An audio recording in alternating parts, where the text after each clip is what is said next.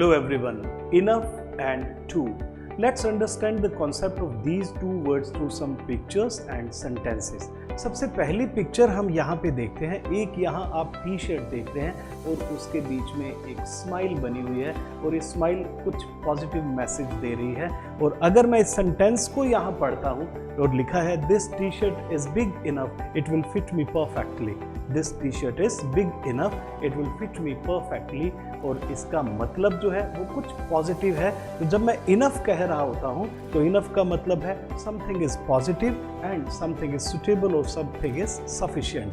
Something is positive, something is suitable और something is sufficient. Next sentence हम देखते हैं दिस वन, और ये लिखा है कि this is too short I can't wear this.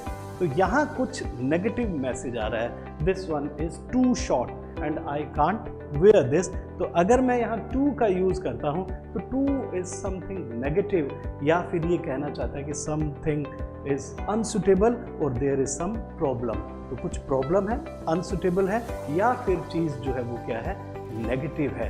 तो हम कुछ सेंटेंसेस यहाँ देखते हैं, this T shirt is big enough it will fit me perfectly.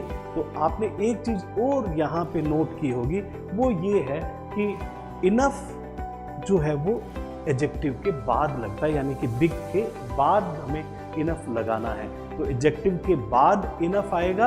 और अगर मैं यही सेंटेंस इस तरीके से देखता हूँ, this is too short I can't wear this, तो इसका मतलब है कि यहाँ एडजेक्टिव से पहले टू लगता है। तो दोनों डिफरेंस आपको समझना ज़रूरी है। दो चीज़ें हम समझते हैं कि जब हम इनफ की बात कर रहे हैं इसका मतलब something is positive, something is suitable, something is sufficient.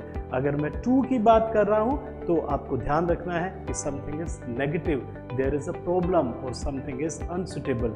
और अगर मैं बात करता हूँ दोनों की प्लेसमेंट की, तो बिग इनफ बोलता हूँ, इसका मतलब है कि आप इनफ जो है वो कहाँ लगता है, एडजेक्टिव के बाद लगता है। टू शॉर्ट बोलता हूँ, इसका मतलब जो टू है वो एडजेक्टिव से पहले लगता है। I hope this will help you.